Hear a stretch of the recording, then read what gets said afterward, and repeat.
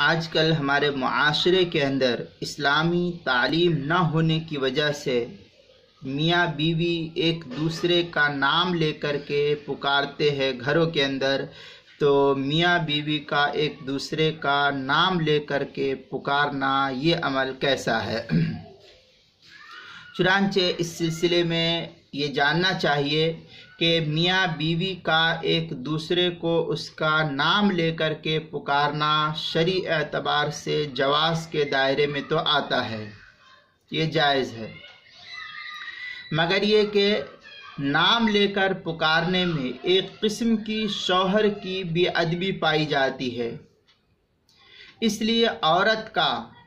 اپنے خاوند کو اس کا نام لے کر پکارنا فقہا نے مکروہ لکھا ہے۔ اس کا نام لے کر کے، شوہر کا نام لے کر کے پکارنا یہ بے ادبی ہے، منع ہے۔ بہتر طریقہ یہ بیان کیا گیا ہے بیوی کے لیے کہ بیوی اپنے شوہر کو اس کی کنیت یا اس کے لقب سے پکارے، یا یہ کہ بڑا بیٹا ہو یا بیٹی ہو اس کے نام کے ساتھ پکارے، مثلا عبداللہ کے ابو، یا اسی طریقے سے فاطمہ کے ابو، یا اگر شوہر کی کوئی کنیت ہے ابو القاسم، جیسے اللہ کے رسول صلی اللہ علیہ وسلم کی کنیت تھی، تو اگر کسی شخص نے اپنے بچے کا نام ابو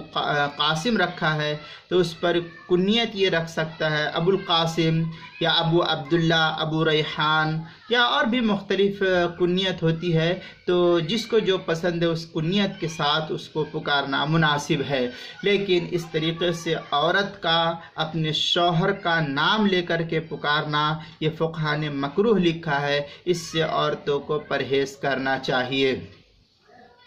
چنانچہ شامیہ کے اندر ہے وَيَكْرَهُ أَن يَدْعُ الرَّجُلُ أَبَاهُ